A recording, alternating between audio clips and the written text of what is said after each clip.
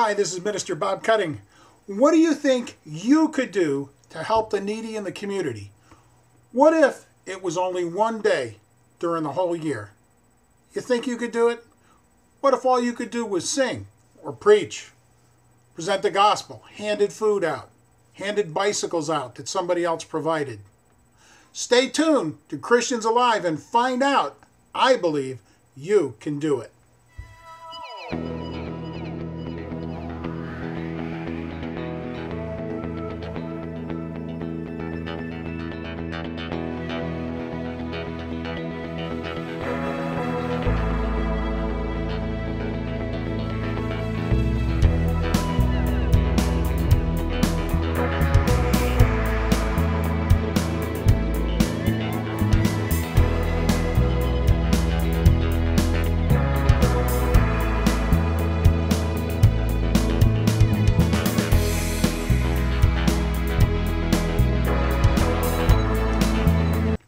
Hi, this is Minister Bob Cutting, and tonight we have a very special program for you. That is, if you listen and act. There are two reasons that you should do just that. Number one, we want to help the needy in the greater Danbury community. And with today's economy, the number of people that are needy is increasing. We must act to help the community. Number two, if you're a Christian, you want your prayers answered. Therefore, you want to help get Jesus' prayers answered also. What do I mean? Well, in John chapter 17, during the whole chapter, Jesus prays for unity among his people. This program that we're suggesting will be a unified effort among Christians to bring social services and other things to the needy and help identify those that are needy that can use a little help in our community. If Christians unite together, we can do almost anything for our community, for our part of the country. We are asking for Christians to do this just for one day in the greater Danbury area. And that day will be September 17th, 2011.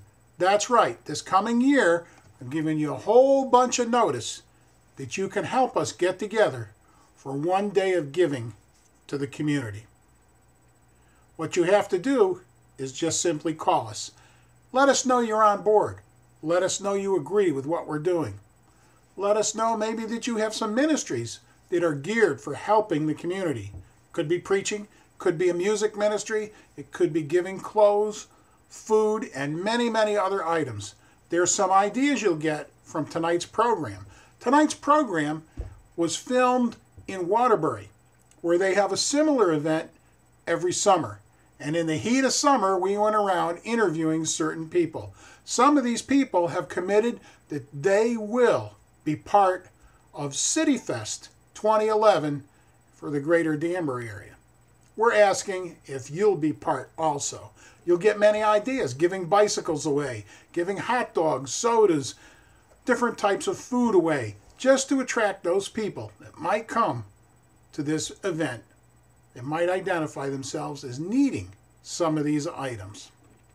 So stay tuned, listen, and call us to tell us that you too will take part. Already we've got 19 churches and ministries that have shown an interest in helping with this event. We hope to double or triple that number because we know that you will call. Thanks, and watch this program, and even next week's program will have little interviews of people at these events. Thanks for the minute. Kindly watch the program. You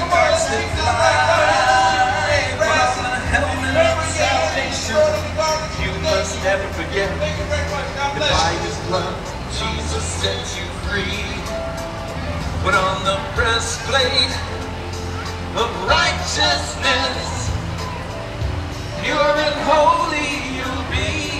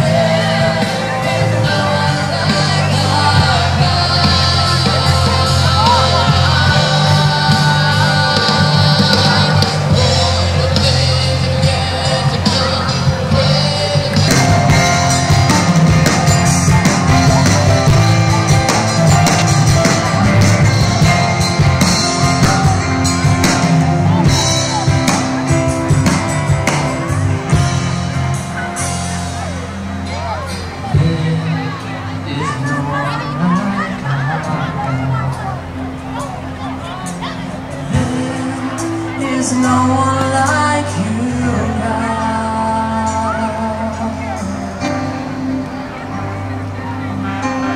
Greater things are yet to come. Greater things are still to be done in this city.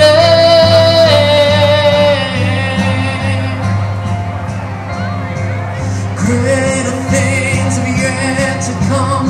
Greater things are still to be done.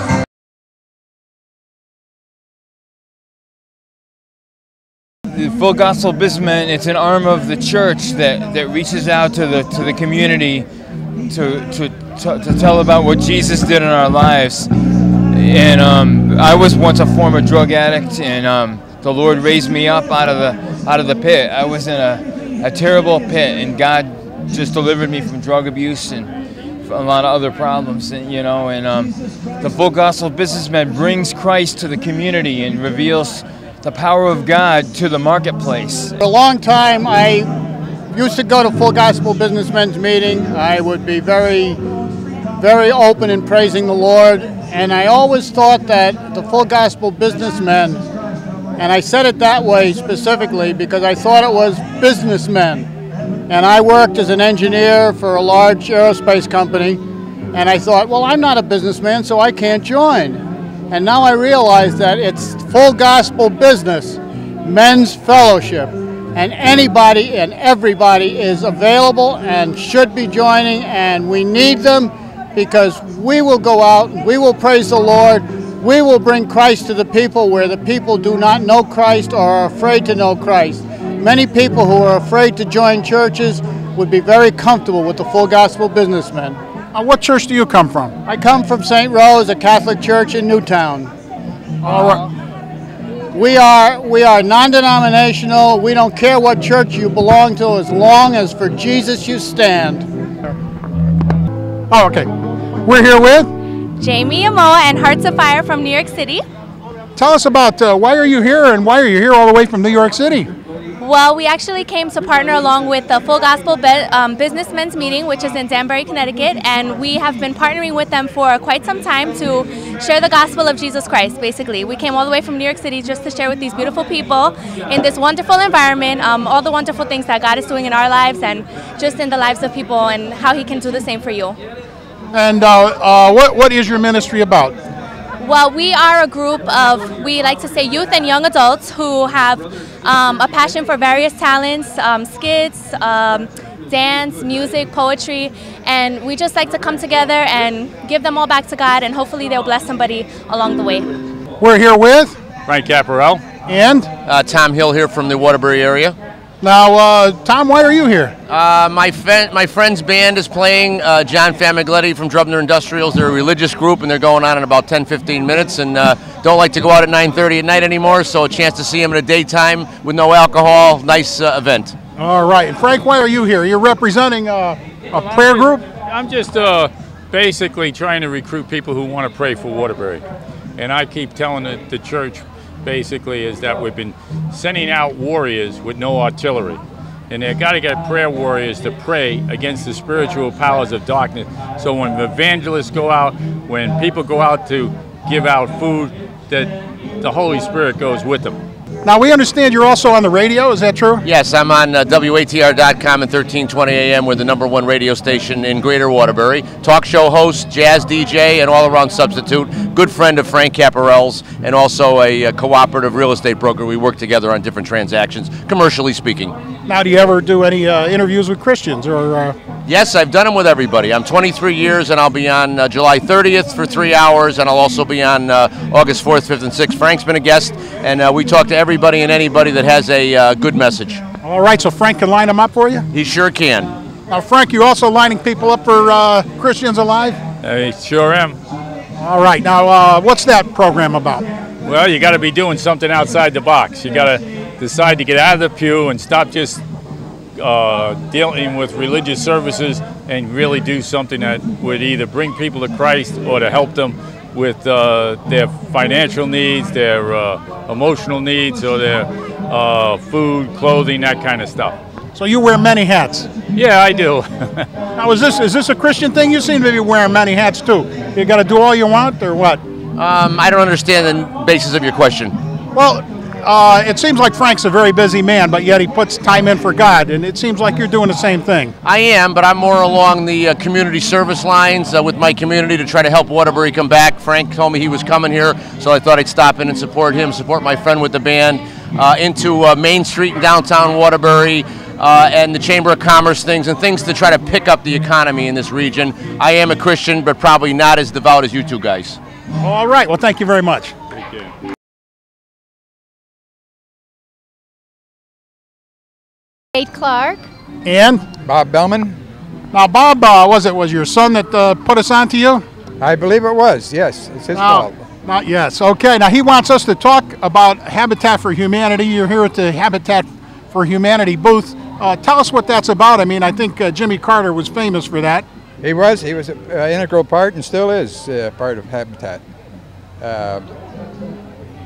What does Habitat for Humanity do? We build homes for needy people, safe, inexpensive, and warm dwellings. And our goal is that no one in the world should live in substandard housing. Now, how do you do that? You just pop out of the air affordable housing, or how does that work? Well, it's a complicated situation, but simply put, we find the land, try to buy it as cheaply as we can. We like to have it donated. We have a good-sized construction crew with professionals and amateurs that build the houses, and then applications are available to people who meet certain criteria, and we go on from there. Yeah, I just like to say that we like to say that we don't just build houses, we build communities. It's really a community activity. We have volunteers who come in from the community. We like to partner with our area churches because that's really the community that we're serving too. We do have criteria for our families. There are three major criteria, and I may have trouble remembering them. One is a willingness to partner. Our families always put in a certain number of hours actually building their house and possibly someone else's house too. The other two criteria are the ability to pay, because our families do have a mortgage. This is not a house that's given away to anybody. And then the third and need for shelter, of course. When our families are selected, our family selection group, you know, that's one of the things that they go in and they make sure that the family does need shelter, that they're living in substandard housing. And in a city like Waterbury, you might not think that's happening, but it is. And but we do want to have a family that is willing to partner with us to really get it out there and put in some sweat equity, and there's also the ability to pay. So there are those three criteria. So most of the labor and materials are volunteered. The labor is, yes. And materials when we can get it contributed. There are major corporations that supply appliances and windows and doors and such things as that for every Habitat home, which eases the burden of fundraising for us. So you're looking for people to volunteer and you're looking for people to give? Both, yes. Without the volunteers and without the money, and we go nowhere, but you're right, we need both aspects. As far as volunteers go, in addition to building volunteers, we're always looking for people who would be willing to serve on one of our other groups, our family selection, our fundraising. These are all of the things that have to happen in the background before we can really build a house and put a family in the house. Tracy Simmons from Creatable.com. What in the world is Creatable.com, Tracy? We see you were out interviewing people before. Yep, Creatable.com is an online magazine that covers faith in Connecticut. We started last August as an alternative to the newspapers, which kind of stopped covering religion because of the economy. So we're trying to do it through multimedia and blogs and the web and all that fun stuff. Tell me, does it? I love to ask people this question. But does it seem that there's not a balance in the press anymore? I mean, they talk about if it's a Democrat or Republican, they want the other side of the story. But if it's good news versus bad news, they want all the bad news. Well, unfortunately, bad news sells newspapers, you know, and so that's where we fit in, is we're trying to report on the good things that churches are doing and the good things the religious community is doing. So now, isn't that kind of a service to the community, because it would make people feel better if they know the good news? Absolutely, I think it is a service. I consider it my ministry. My background is in journalism. I was a reporter with the Waterbury paper for 3 years, and I just want to educate people about one another and let people know what God's doing in Connecticut.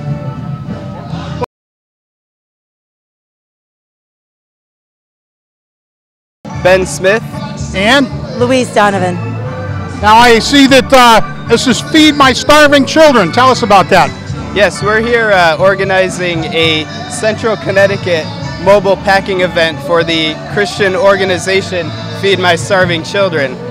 What we're doing is we're going to be packing 278,000 meals to go to children in Swaziland, Africa. What we're doing is we're packing these meals right here. This feeds, this actually contains 6 meals for children. And as I said, what we'll be doing is we're packing these. So what we're looking for is 2 things. We of course are looking for fundraising donations to actually so that we can pay for the meals, as well as we're looking for people to come and sign up and pack meals with us. We have some information on our website, which is www.bethanycovenant.org. And on that site, you'll find out that there's sign-ups for signing up for the event. All right, now tell us, do you have anything that he might have missed? He added as much as he needed to get basically started, but I want to add there is a third thing that we need, and that's really prayer, that God really allows us to continue this effort, to continue to raise the funds we need to finish this project, and to really just touch people's hearts, the people who are packing, the people who are donating, the people who are going to receive the food, just to really bring about His will in